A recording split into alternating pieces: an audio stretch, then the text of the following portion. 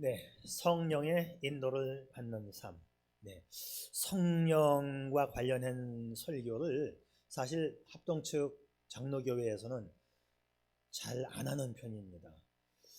또 성령에 대해서 이게 연구가 잘 되지 않은 분야이기도 해요. 또 성령에 대해서 설교는 가장 잘못된 설교도 제일 많은 분야이기도 합니다.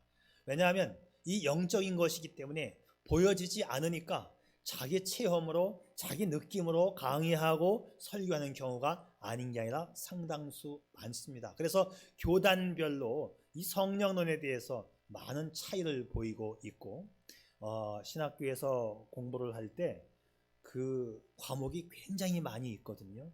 그 많은 과목들 가운데에서 성령론이라고 하는 과목은 제일 미개척지 분야다라고 보면 됩니다. 자, 그래서 조심스럽게 다루어야 하는 부분이 성령론인데, 우리 한국교회에서도 이 성령론이 아주 무분별하게 이렇게 막 그냥 아무렇게나 강의가 되어지고 아무렇게나 설교되어지는 경우도 사실상 없잖아 있는 것, 여러분 좀 아시면 좋을 것 같아요. 그래서 성령에 대해서 설교를 하는 것은 매우 참 두려운 부분이고, 정확히 신학적으로 성경적으로 근거해서 설교를 해야 되기 때문에 저 역시도 부담스러운 것은 사실입니다. 그러나 성령의 인도를 받는다는 것은요, 너무도 기본적인 사실이고 너무도 필요한 사실이지요. 자, 우리에게 익숙한 단어를 한번 떠올려 보겠습니다.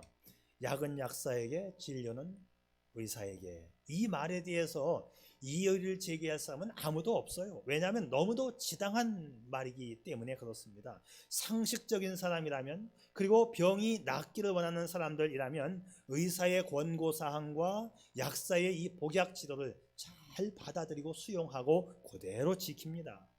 우리는 그러면 누구의 권고사항을 받아들여야 할까요? 우리는 하나님의 자녀들 아니겠어요? 우리는 하나님의 사람이기 때문에 누구보다도 하나님의 지시를 따라야 합니다. 자, 오늘 말씀에 보게 되니까 무릇 하나님의 영으로 인도함을 받는 사람은 곧 하나님의 아들이라.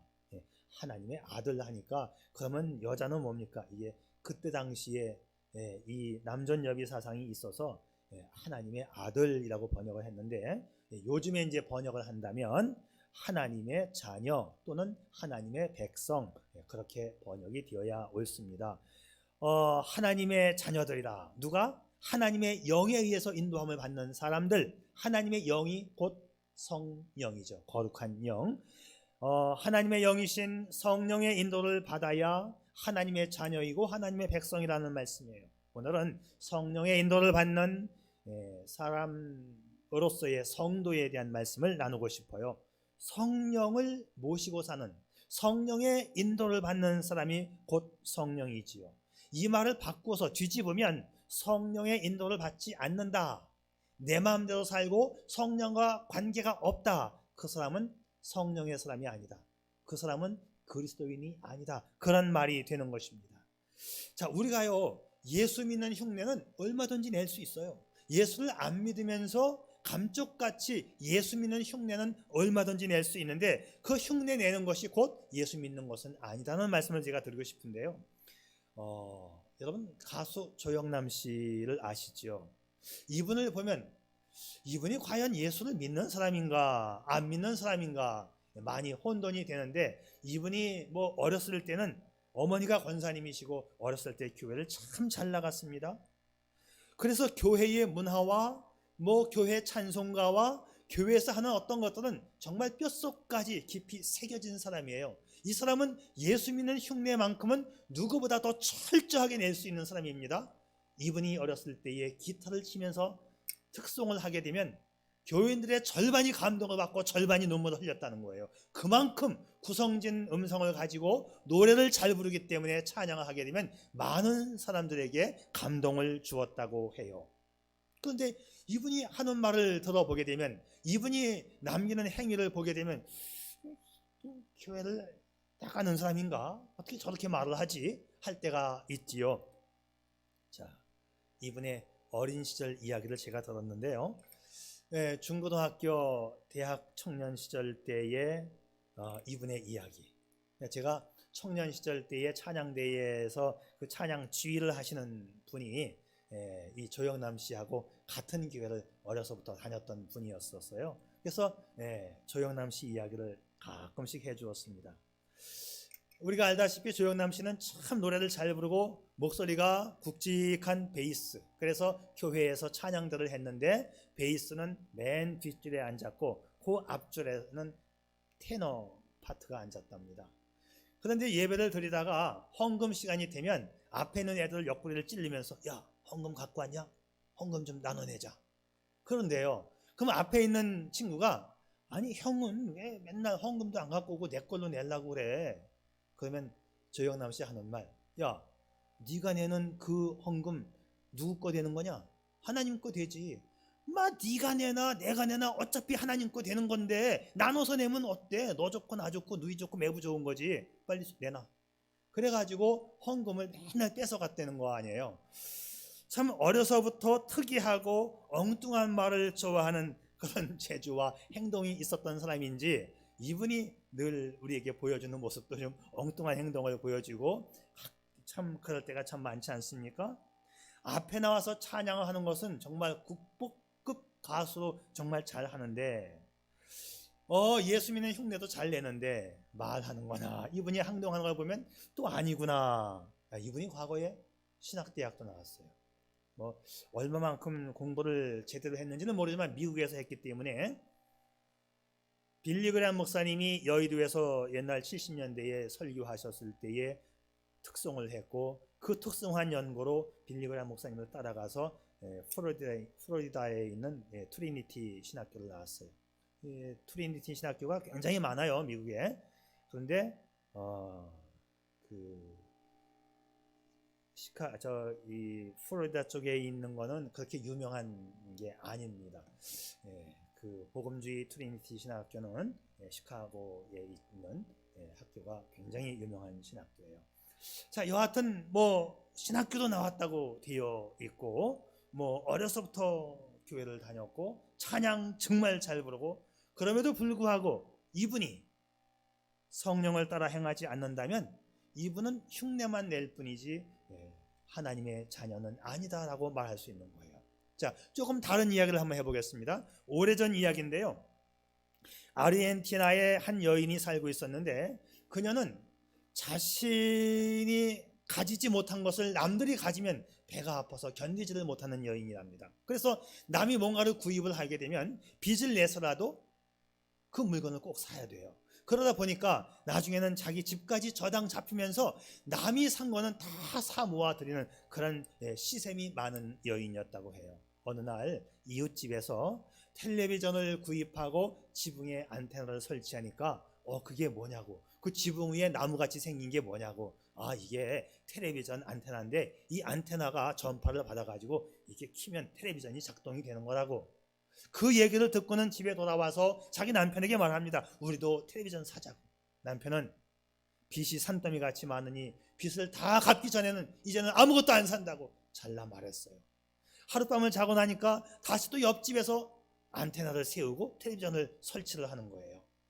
이 여인은 점점 배가 아파지기를 시작합니다. 이제 며칠이 지나고 나니까 그 동네에서 텔레비전 없는 집은 자기 집밖에 없는 거예요. 견딜 수 없는 이 여인, 그 다음날 대리점으로 가서 안테나만 사다가 안테나만 걸쳐서 싹 세우는 겁니다. 이제 그래도 마음이 좀 누그러지는 것은 남들이 볼 때는 저 집도 텔레비전은 있구나. 돈이 없으니까 안테나만 설치를 했습니다. 자, 여기서 이 안테나만 설치했다는 것은 무슨 뜻이에요? 그냥 형식적으로 폼 잡는 거지요. 겉으로는 흉내내는 신앙인의 모습, 믿음의 본질과는 전혀 상관이 없습니다.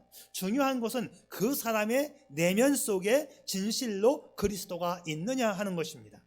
아무리 완벽한 비슷한 신앙을 가졌다고 할지라도 텔레비전이 없는 안테나 교인일 뿐이지요. 좀 더 강력한 얘기를 한번 해볼까요? 어느 주일날 총을 든 괴한이 교회로 들어왔어요. 2명이. 그리고 한 명은 맨 뒤에서 총을 겨누고 있고 한 사람은 앞으로 걸어 나오더니 성도들을 향하여 총을 겨누면서 말을 합니다. 죽음을 각오하고 예배 드릴 사람은 남아있고 오늘 죽기 싫으면 살고 싶으면 나가라. 그래 성도들이 하나 둘 빠져나갑니다. 부목사님도 빠져나가고 담임 목사님은 강단에 그대로 서 있고 20명 정도만 남았어요. 그때 이 무장괴한이 하는 말, 목사님 이제 예배를 시작합시다. 엉터리 가짜 교인은 다 나갔습니다. 여러분, 성령의 인도를 받아야 성령의 사람이라는 좀 강력한 말씀을 제가 드리고 싶었습니다. 여러분, 우리가 왜 성령의 인도를 받아야 하는가? 이거에 대한 답은 참 많습니다. 첫째는 내가 성령의 사람이니까, 내가 하나님의 사람이니까 성령의 인도를 받아야 한다. 그러나 성령의 인도를 받아야만 우리의 믿음이 성장하고 성경 말씀을 옳게 이해할 수가 있고 성령의 인도를 받아야만 건강한 영적 생활이 가능하고 내 기도가 응답이 되어지고 성령의 인도를 받아야 축복의 통로가 연결되어지며 하나님을 기쁘게 또 사람을 기쁘게 할 수가 있고 빛과 소금의 삶을 살 수 있는 것도 성령의 인도를 받아야 하기 때문이지요. 우리 신앙생활의 완성을 위해서는 반드시 성령의 인도를 받아야 합니다. 그래서 성경이 사람을 분류할 때 사람을 어떻게 분류하느냐? 성령의 인도를 받느냐, 성령과 무관하게 사느냐, 이렇게 두 가지로만 분류합니다. 우리는 사람을 분류할 때 막 여러 가지로 사람을 분류해요. 뭐 성격이 개팍하다, 성격이 좋다, 우유부단하다, 뭐 동작이 빠르다, 뭐 얼굴이 까맣다, 하얗다, 백인종, 흑인종, 다양하게 우리는 구분을 합니다. 제가 미국에 처음 갔을 때 가서 얼마 안 돼 가지고 교통사고를 냈는데 금방 경찰관이 달려오더라고요. 미국에는 경찰관이 엄청나게 많아가지고 금방 와요. 금방 오고 앰뷸런스도 금방 오더라고요. 이야 진짜 미국 무섭구나. 근데 이제 경찰관이 다 오더니 어떻게 사고 났는가를 이제 조사를 해야 되니까 종이 한 장을 쓰고 주면서 나보고 쓰래요. 쓰는데 거기 인종 쓰는 난이 있어요. 다른 건 다 썼어. 왜 사고가 났냐 진술하라 다 이제 적었어. 인종란에다가 내가 뭐라고 써야 하는지 조금 머뭇거리고 있었어요. 이게 아시아인이라고 써야 되나, 에이시안이라고 써야 하나, 이게 블랙, 하얗다, 까맣다를 써야 되나 하고 머뭇거리는데 경찰관이 쓱 보더니만 내 얼굴 한번 딱 쳐다보더니 그땐 젊었잖아요. 제가 얼굴이 하얗잖아. 백인이라고 적어놓더라고 거기다가. 그래서 속으로 얼마나 웃었는지, 아니 내가 무슨 백인이야, 나 웃기네 하고 그냥 지나갔죠. 자, 사람들은 얼굴 색깔 보고 인종을 구분해요. 백인이다. 참 내가 백인이라는 썰을 내가 미국인한테 다 들어봤습니다. 근데 성경은 얼굴 색깔 가지고 성격 가지고 구분하지 않아요. 어떻게 구분하냐? 하나님을 믿느냐, 하나님 없이 사느냐. 딱 성경은 두 가지로 구분을 합니다. 자, 그래서 제가 좀 표현은 다르지만 이렇게 한번 구분을 해보겠어요. 5가지로 제가 분류해 보았는데요. 육신의 정욕을 따르는 자와 성령을 따르는 자, 또는 육신의 일을 생각하는 자와 성령의 일을 생각하는 자, 말씀의 기준으로 사는 자와 자기 자신의 판단으로 사는 자, 세상이 삶의 목적인 자와 천국에서의 영생이 삶의 목적인 자, 죄를 짓고 회개하는 자와 죄를 짓고도 감각이 없고 회개하지 않는 자. 사실은 똑같은 말인데요, 제가 조금 달리 풀어보았습니다.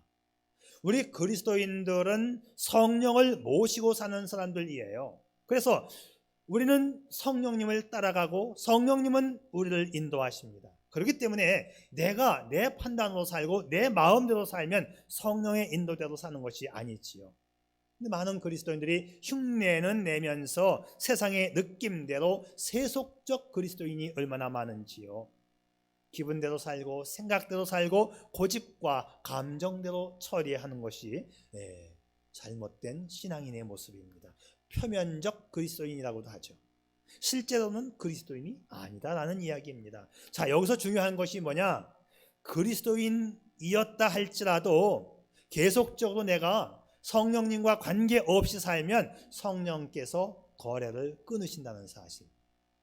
자, 하나님 말씀에 의하면 한번 인침받은 사람, 성령이 내주하시는 사람은 영구적으로 내 안에 거주처를 삼으신다 했기 때문에 성령은 떠나가지 않습니다. 그래서 떠나가지 않고 영원히 계시기는 계시는데 성령께서 거래를 끊으신다. 이건 제 표현이에요. 제가 한번 처음 써보는 건데 이 표현이 맞을 것 같아요. 내가 믿었지만 성령과 관계없이 살면 나중에는 성령께서 나와 거래를 끊으십니다. 나와 관계하지 않는다, 그런 말씀이죠. 자, 사도 바울을 보겠습니다. 사도 바울이 아시아 쪽으로 선교 여행을 떠나려고 했는데 그날 밤 성령께서 마게도니아 사람을 보여주면서 이리 건너와 우리를 도와주세요 하는 그런 음성을 듣게 되지요. 성령의 음성입니다. 성령의 보여주심이에요. 그래서 아시아 쪽으로 가려고 하다가 마케도니아, 지금의 그리스 쪽 아닙니까? 그래서 이제 하나님의 뜻을 따라 성령의 인도하심을 내가 따라가야 되겠구나 해서 선교 여행의 방향을 틉니다. 그것이 이제 그리스 쪽으로 가게 되는, 유럽 쪽에 복음을 증거하게 되는 첫 계기가 됩니다. 자, 우리가 살다 보면 말이죠, 내 마음속에 어떤 울림과 감동으로 하나님께서 내게 말씀을 주시는 거예요. 꿈으로 주실 수도 있습니다. 어떤 말씀의 교훈으로 주실 수도 있습니다. 성령이 우리를 다양한 방법으로 인도해 가시는데 성령의 인도함을 받아야 복된 길을 걸어가는 거지요. 자, 두 번째는요, 성령의 인도를 받으면 어떤 유익이 있느냐? 내 생각을 버리고 성령을 가까이 하는 그 이유, 내 모든 판단과 삶의 기준까지도 성령의 인도를 따라가는 그 이유, 우리 성령 하나님이 강력한 영이기 때문에 그렇습니다. 이 세상에는 작은 영들도 많이 있어요. 소위 말하는, 우리가 말하는 악령들, 잡신들이 많이 있잖아요. 무당이 구술할 때에 그 굿하는 것은 작은 영을 신내림 받아서 굿하는 거예요. 저는 굿하는 거 인정해요. 또 굿하면 어떤 변화가 있다는 거 저 인정합니다. 왜? 작은 마귀들이 그런 행동을 간혹 할 수가 있다 이거지요. 아닌 게 아니라 우리 예수 믿고 영성이 강한 사람, 성령이 충만한 사람이 굿하는 현장에 가게 되면 그 무당이 딱 알아보잖아요. 이거 내 이 굿발이 안 먹히는데 혹시 예수 믿는 사람 있으면 여기 좀 나가달라고. 이 굿이 안 되고 있다. 맞는 얘기입니다. 그런데 내가 성령의 인도를 받아야 하는 그 이유, 우리 하나님께서 가장 큰 신이고 가장 강력한 영이기 때문입니다. 약은 약사에게, 진료는 의사에게 받아야 하지만 성령께서 개입하시면 이것도 의미가 없어요. 왜? 성령께서는 진료나 처방 없이 곧바로 우리를 낫게 하실 수가 있기 때문이지요. 여러분, 성령님 하면 성령님에다가 성경은 별명을 하나 붙였는데 보혜사 성령이라고 했어요. 자, 보혜사가 뭐예요? 보혜사는 절간 이름이 아니고 보호할 보자에다가 은혜해자 그리고 스승사자를 썼어요. 보호해 주시고 은혜를 베푸시는 선생님. 그래서 우리가 보혜사 할 때에 보통 우리 보혜사는 우리의 스승이다, 우리의 돕는 분이다, 헬퍼다, 뭐 그렇게 우리가 이해를 합니다. 이 보혜사라고 하는 말이 헬라 말에서 파라클레토스, 두 단어가 합해졌어요. 파라는 내 옆에, 내 곁에, 그리고 클레토스는 칼레오에서 나온, 원형이 칼레오인데요. 칼레오, 여기서 콜, 부른다, 그런 뜻이에요. 콜한다. 그러니까 불러서 내 옆에 세운 사람, 그게 파라클레토스. 헬라어에서 오로 끝나는 게 원래 원형이라 칼레오인데 이제 클레토스, 헬라 말에 무슨 오스 이런 단어가 나와요. 토스는 주격, 주어를 쓸 때는 항상 오스를 써요. 그래서 파라클레토스가 됐습니다. 자, 이 파라클레토스는 내 곁에 부름받아 오신 분, 하나님께서 불러서 나를 도와주기 위해서 내 옆에 세워주신 분, 나를 도와주시는 분, 바로 그분이 파라클레토스, 성령님, 보혜사이십니다. 성경은 이 보혜사를, 하나님이 보내신 성령을 지칭할 때에도 파라클레토스를 쓰고 또 예수님 자신을 지칭할 때에도 간혹 쓰였던 때가 있습니다.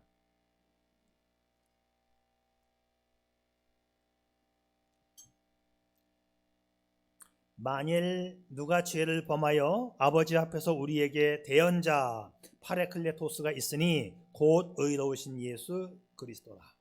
우리 예수님이 바로 우리를 대변해 주시는 대언자, 우리의 변호자이신 파라클레토스이시다. 보혜사 파라클레토스 곧 아버지께서 내 이름으로 보내실 성령, 그가 너희에게 모든 것을 가르치시고 내가 너희에게 말한 모든 것을 생각나게 하리라. 그러니까 하나님께서 우리를 도와주실 목적으로 불러서 내 옆에 세워주신 분 성령님 파라클레토스, 이 성령님은요, 내가 잘못했을 때 나를 변호해 주시고 내가 모를 때에 가르쳐 주시고 어떻게 해야 할지 향방을 잡지 못할 때 생각나게 해주시는 분이십니다. 그래서 이 성령님은요, 나의 변호자이시고 나의 상담자이시고 나의 격려자, 위로자, 옹호자, 기도자, 지도자, 인도자가 되시는 분이 성령님이셔요. 이러한 보혜사 성령님과 함께 살아가는 것은 우리의 특권이고 축복입니다. 우리는 이 보혜사 성령님과 함께 살아가지 않을 이유가 전혀 없습니다. 여러분, 이제부터 혼자 살아가지 마시고 정말 예수를 믿는 그 믿음 가지고 성령님과 더불어 살아갈 수 있기를 축복합니다. 성령의 인도를 따라간다. 이것은 구약시대에도 있었고 신약시대인 지금에는 더 말할 것도 없습니다. 구약시대에는 성령이라는 이 단어가 그렇게 흔하지가 않았어요. 하나님의 영, 주의 영이 내게 임하여, 이런 식으로 간혹 표현이 되었고요.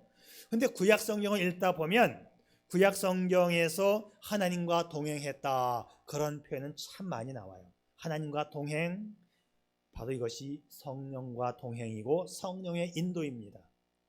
구약 성경에 보게 되면 하나님과 동행했던 대표적인 인물이 있지요. 무려 300년간 하나님과 동행했고 그의 삶의 절정에 죽음을 보지 않고 하나님이 하늘로 올려가게 한 분이 있습니다. 에녹. 자, 이 에녹이 언제나 자기 스스로 생각하지 않고 성령에 이끌려 말씀대로 살았기 때문에 300년간 하나님과 동행했다, 성령의 인도를 받았다라고 성경은 말씀하고 있어요. 이 에녹뿐만이 아니라 구약의 모든 족장들이 다 그렇게 하나님과 동행하고 인도함 받은 것을 우리가 알 수 있어요. 자, 노아는 의인이요 당대의 완전한 자라. 그가 하나님과 동행하였으며 하나님과 동행을 하다 보니 하나님 말씀에 이끌려 살다 보니 방주를 짓게 되지요. 아브라함이 어떻습니까? 아브라함, 네가 무슨 일을 하든지 하나님이 너와 함께 계시도다. 아브라함의 아들 이삭이 어떻지요? 사람들이 이삭의 삶을 보면서 하나님이 너와 함께하는 것을 내가 보았다, 이렇게 말씀해줘요. 그가 얼마나 정말 하나님의 사람이었으면 하나님이 너와 함께함을 우리가 보았다. 자, 왜 그러냐? 이삭은 싸울 줄 모르는 사람이에요. 이 중동 지방에서 우물을 판다는 것은요, 생명을 소유했다는 것하고 똑같은 이야기예요. 물이 없는 지역, 사막 지역에서 우물을 발견했다? 근데 이 이삭은 우물을 파놓으면 그 본토인들이 와서 뺏어가요. 그러면 가지세요. 거의 나는 죽겠습니다 하고 말하는 거와 똑같은 이야기예요. 근데 한 번이 아니고 3번 우물을 팠는데 3번 다 가지세요, 또 파면 되지요. 이게 우리나라에서 우물 파는 거하고 똑같은 이야기가 아니에요. 평생에 우물 한 번 발견할까 말까 하는 그런 사막 지역에서 3번의 우물을 파서 3번 다 그냥 싸우지 않고 내어주는 사람을 보면서, 이야, 너야말로 하나님이 함께하는 사람이구나. 야곱 어떻지요? 내가 너와 함께 있어. 야곱은 약삭 빠른 사람이고 잔꾀가 아주 발달된 사람 아닙니까? 그래서 자기 꾀로 살면 잘 될 것 같지만 결국은 자기 꾀로 살다가 고생을 엄청나게 많이 하지요. 야곱이가 자기의 인생을 돌아보고 나중에 그런 말을 해요. 내 나그네 길 130년 험악한 세월을 살았습니다. 어머니를 떠나 가정을 떠나 도망친 그 나그네의 삶, 잔꾀 부리다가 험악한 세월 130년. 그럼에도 불구하고 하나님이 함께함으로 나중에 그는 야곱이 변하여 이스라엘 이름이 변하게 됩니다. 요셉도 마찬가지 아닙니까? 팔리고 형들의 손가락질 받고 다시 구덩이에서 끌어올렸지만 감옥에 집어넣어지고 우여곡절 끝에 그는 애굽의 총리가 됩니다. 하나님이 함께 하심으로. 여러분, 하나님이 함께 하심이 곧 축복이고 형통의 삶이라고 하는 거지요. 구약의 모든 족장들이 다 그랬습니다. 모세가 그랬고 다윗과 사무엘과 여호수아가 하나님과 동행하는 삶을 살았어요. 여러분, 한결같이 우리의 삶 가운데 하나님의 말씀을 따라 성령의 인도를 받는 저와 여러분 될 수 있기를 축복합니다. 마지막으로 우리가 어떻게 성령의 인도를 받을 수 있느냐? 우리가 알겠는데요. 어떻게 하는 것이냐? 여러분, 예수를 가장 잘 믿는 것이 뭐냐? 성령의 인도를 받아 살아가는 건데요. 성령의 인도를 잘 받기 위해서는 성령님이, 즉 우리 하나님이 어떤 분이신가를 알아야 돼요. 성령 하나님을 이해할 때 가장 중요한 핵심적 열쇠가 뭐냐? 성령님은 인격적인 분이시다. 인간의 성품도 갖고 계신 인격적인 분이시다. 그래서 우리 성령 하나님도 때론 기뻐하시고 슬퍼하시고 탄식도 하십니다. 그러니 성령의 인도를 받고 성령의 도움을 받으며 성령의 축복을 받으려면 하나님을 기쁘게 해드리는 삶을 살아야 되는 거지요. 성령께서 기뻐하는 행위를 하면 우리 하나님이 기뻐하시고 나를 더 인도해 주십니다. 여러분, 어떤 자식이 있는데 부모님의 말을 잘 듣지 않아요. 오히려 그냥 반대의 길로만 나갑니다. 근데 이 자식이 돈이 필요하면 와서 하나님, 아버지 돈 주세요. 자, 이 자식은 자기의 부모가 단순히 돈만 대주는 물주로만 생각하는 거예요. 물론 부모님이 필요한 것을 채워주시는 것은 맞습니다. 그런데 부모는 물주는 아니에요. 부모님의 의견과 생각과 충고를 귀담아 들을 때 그 자식의 역할을 잘 하는 것이고, 그랬을 때에 부모님께 뭔가 요청할 수 있는 거죠. 우리도 마찬가지입니다. 하나님이 기뻐하시는 인격적인 성령님 앞에 인격적인 삶을 살 때 하나님께서 우리의 삶을 더 채워주시는 것입니다. 필요할 때만 달라고 요청하는 것이 아니라 매사의 삶이 하나님과 관계를 맺으며 살아갈 때 하나님이 우리를 인도해 주시고 개입하시고 안내해 주시고 부족분을 채워주시는 것이지요. 자, 그분이 인격적인 분이시기 때문입니다. 그래서 우리도 망나니 짓을 하면 하나님이 처음에는 너 그러면 안 되지 충고를 하시다가 계속적으로 하나님과 뜻을 달리하면 하나님이 거래를 끊으신다 이 말이에요. 성령님을 단순히 내가 어려울 때 필요한 도구로 사용하지 말고 매사에 하나님과 관계를 잘 맺으면서 살아가는 사람이 성령의 인도를 받을 수 있다는 거지요. 성경은 이렇게 이야기합니다. 너희는 먼저 그의 나라와 그의 의를 구하라. 우리 삶의 우선순위가 뭐냐? 먼저 해야 할 것, 하나님의 나라를 구할 수 있는 사람, 하나님의 의를 구하는 사람, 하나님과 관계를 맺는 사람, 그런 사람이 성령의 인도함을 받는 거예요. 그러면 뭐예요? 너희는 먼저 그의 나라와 그의 의를 구하라. 그러면 이 모든 것을 더하여 주시리라. 매 순간 성령님과 관계를 잘 맺으면서 살아가는 것이 가장 큰 도움을 받을 수 있는 비결입니다. 자, 조금 더 세부적으로 말씀드리면, 첫째는 철저한 포기. 이 포기라고 하는 것은 나를 포기하는 건데요, 영으로서 몸의 행실을 죽이면 살리라. 오늘 13절 말씀입니다. 나를 포기한다는 것은 나를 아예 없는 삶 취급하라 그 말이 아니고, 성령님 먼저 나는 나중, 우리 주님은 더욱 커져야 하고 나는 작아져야 한다, 그런 뜻입니다. 두 번째는 철저한 순종입니다. 나를 포기한 후에 철저히 순종해서 하나님 말씀을 따라가는 것이지요. 성령의 인도를 받는 것은 어떤 특별한 비법을 배우는 게 아니에요. 신비한 도를 깨달아야 성령의 인도를 받는 게 아닙니다. 그냥 늘 하나님과 관계를 맺어가면 필요할 때마다 성령이 채워주시고 인도해 주는 걸 우리가 경험할 수 있어요. 제가 언제도 제가 그 예화로 말씀드렸던 적이 있었는데, 은행에서 카드를 만드는데 이 카드에다가 형남이 이름을 넣어서 만드는 카드를 만들어야 된대. 형남이는 미국에 있는데 어느 분이 미국을 들어가면서 갖다 주겠으니 카드를 발급받으면 이 카드를 형남이한테 전달을 해주겠다. 내일 출고한다는 거예요. 오늘 부랴부랴 이제 은행에 갔습니다. 이 크레딧 카드에 이형남이라고 영어로 이름을 써서 발급받을 수 있느냐? 은행 직원이 안 된대요. 본인이 오라고. 안 된다고. 막 그게 될 것 같은데. 이제 제가 부탁을 하니까 이분이 이렇게 얘기를 합니다. 안 됩니다, 아버님 이래요. 그 얘기는 뭐예요? 이 꼰대 자꾸 떠들지 말고 가시오 하는, 그렇게 창피하게 말이죠. 다 들리게 안 됩니다, 아버님 이래요. 크게. 그래서 에이, 망신당하지 말고 가야지. 그리고 나왔어요. 나오는데 거짓말이 아니에요. 귀에 생생하게 된다니까.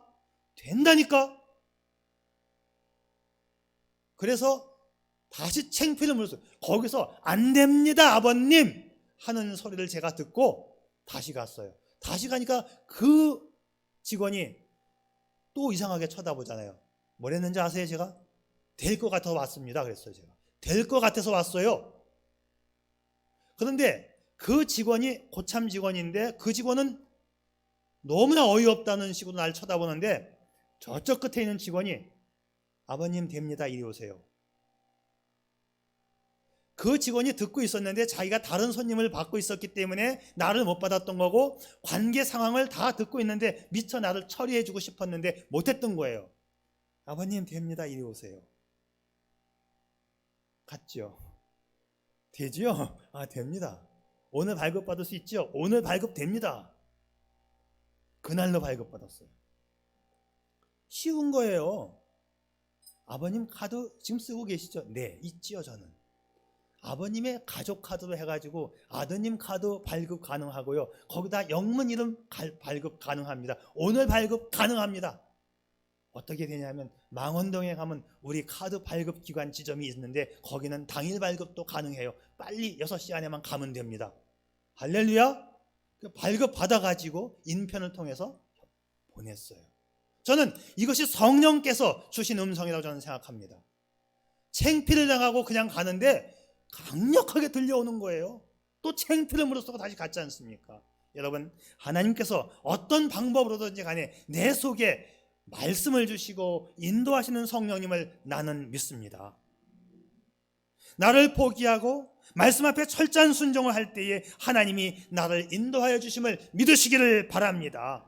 구약 성경에서 하나님의 영이 성전을 떠나가신 사건이 한 번 있었는데 계속 불순종하면 하나님께서 나와 거래를 끊으시기 때문에 그래요. 그러나 거래를 끊지 않도록 늘 관계를 맺어가면 하나님께서 나를 인도해 주시는데 바로 말씀에 대한 순종이 그만큼 중요하다는 것을 말씀을 드립니다. 마지막으로 세 번째는요, 철저한 신뢰, 믿음이라고 해도 되지요. 100% 믿는 거예요. 어떤 상황 가운데에서도 하나님은 나와 함께 하심을 나는 믿는다. 이런 믿음으로 살아가는 것입니다. 우리가 그와 함께 영광을 받기 위하여 고난도 함께 받아야 할 것이니라. 오늘 17절 말씀입니다.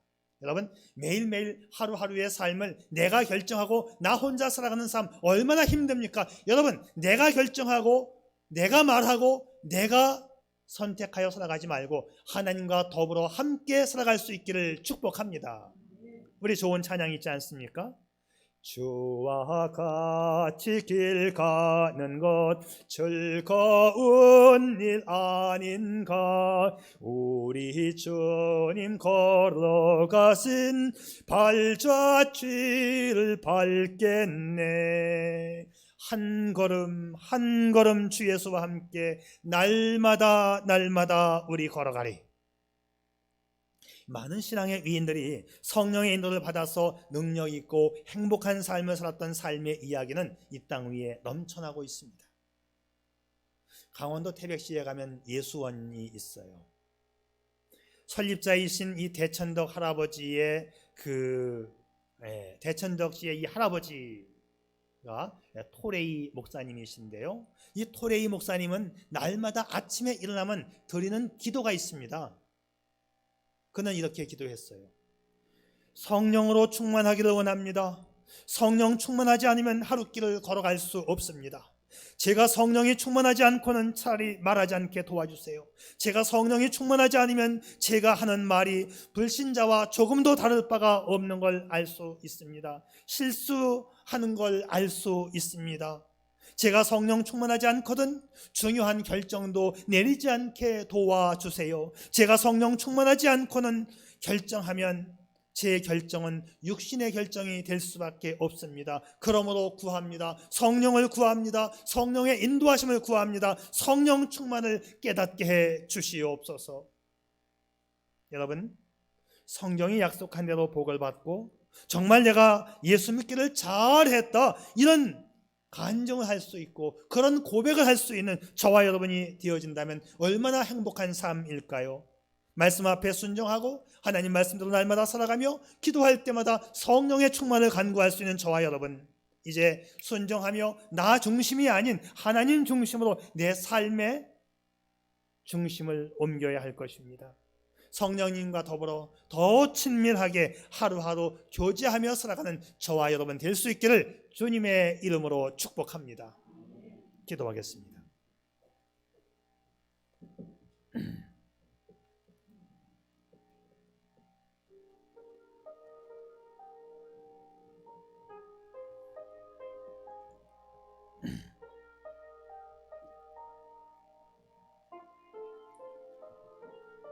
성령의 인도를 받는 삶은 만복의 근원을 내게로 연결시키는 것입니다. 하늘에서는 신령한 은혜가 계속 내려오고 있고 이 땅에서는 기름진 축복이 준비되어 있어도 그 축복의 통로를 연결하지 못하면 아무 소용이 없습니다. 물론 예수를 믿는 것이 만사형통의 축복을 전제로 믿는 것은 아닐지라도 성령의 인도를 받는 삶을 살면 확연히 다른 삶을 누리게 됩니다. 그래 다시 나를 점검해 보는 것이 필요하지요. 나의 자아를 죽이고 있나요? 나 중심에서 하나님 중심으로 그 주도권이 이양되고 있나요? 언제라도 나보다 성령님이 먼저이어야 합니다. 둘째는 말씀에 대한 철저한 순종이지요. 그리고 어떤 상황에서도 성령님을 의지하는 믿음과 신뢰가 뒷받침된다면 당신은 성령의 인도를 받는 복된 삶을 누리게 됩니다. 오늘부터 다시 시작합시다. 성령님은 과거를 보지 않고 다시 시작하는 당신을 기뻐하십니다. 그리고 약속된 축복으로 인도하십니다. 당신의 삶에 성령의 인도하심과 그를 따라감이 있어 왕같은 제사장의 삶이 펼쳐지기를 축복합니다. 아멘. 아버지 하나님, 나도 만왕의 왕이신 하나님께 내 인생의 주도권을 내어드리고 나는 하나님께서 보여주시고 인도하시는 그 길로 걸어가고 싶습니다. 나도 성령 충만하지 않고는 말하지 않고 성령 충만하지 않고는 결정하지 않도록 성령님 도와주옵소서. 하나님, 나를 인도하여 주옵소서. 예수님의 이름으로 기도드리옵나이다. 아멘.